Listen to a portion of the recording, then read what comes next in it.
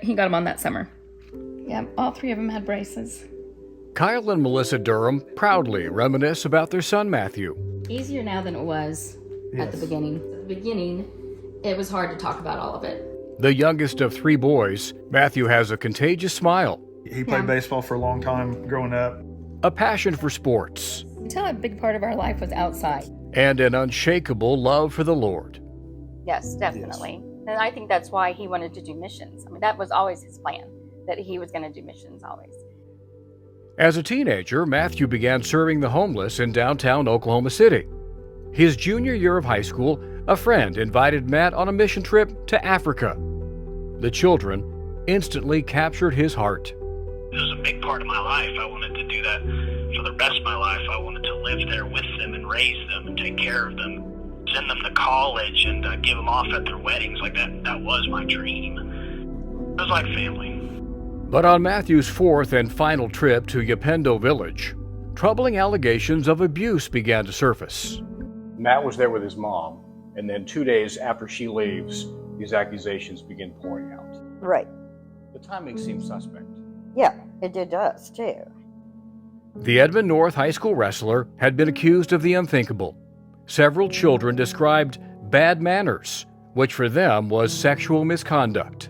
Matt was held captive, his passport confiscated, and staff threatened to turn him over to Kenyan authorities if he did not confess. And she told us, we will not give him his passport back. We are going to take him and turn him over to the Kenyan police if he does not confess. So at this point, she puts Matthew back on the phone with us, and we told him, whatever they tell you to say, you say. The only thought we had at that time was to get him home. Weeks after escaping Kenya, the FBI raided the Durham home. Matthew was arrested and charged with dozens of federal crimes. It would be his final taste of freedom. What was surprising, I think, at some one point in time, they had as many as 30 plus counts. They were, coming up with anything they can. At the end, the jury convicted him on 4 counts. Engaging in illicit sexual conduct in foreign places, Durham was sentenced to 480 months in federal prison. His conviction was based on the 4 testimony kids. of 4 kids, Right. That's it.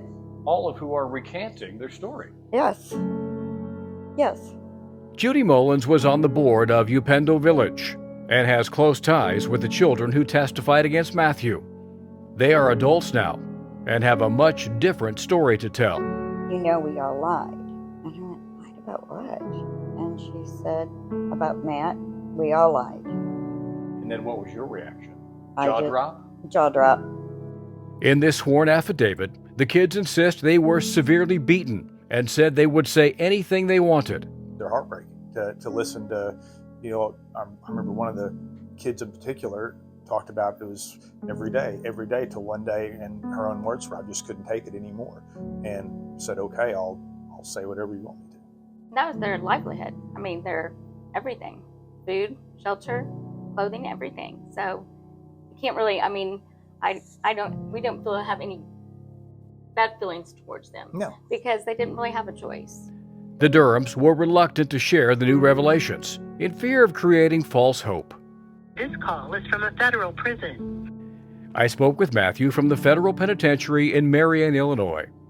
He's angry at what the children say they endured, but for the first time, he's also optimistic about getting his conviction overturned.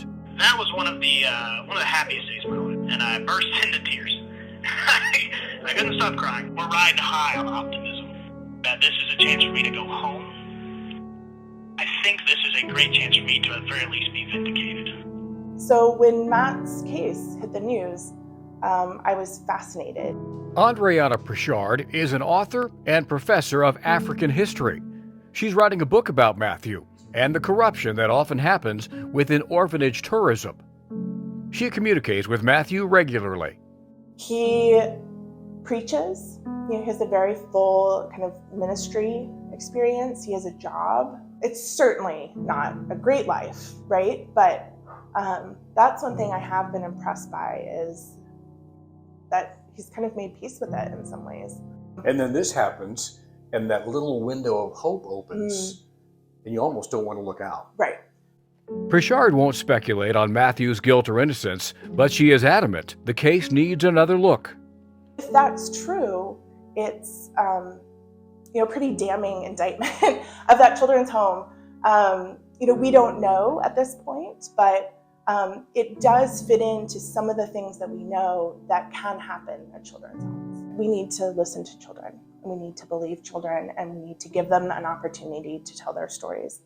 They are very haunted by this. They lied. They know they lied. It didn't happen, and they put someone they like into prison for 40 years. They want to make it right. That's all they're about. And you believe them now? Oh, yes. 100% believe them now. Judge David Russell rejected the Durham's petition to set aside the conviction, so they are taking their case to the 10th Circuit Court of Appeals in Colorado. 8 years since Matthew's trial, and there is finally a seed of hope. They'll one day be able to add more memories to the family album. When we thought there was no hope, it was easier. We had accepted this is where our life is, but could not be more grateful for the fact that we're going through this stressful, difficult situation, because it means we have a chance of getting him home. He still has a lot of years left. He can have a very happy, productive life. That's our hope and our prayer.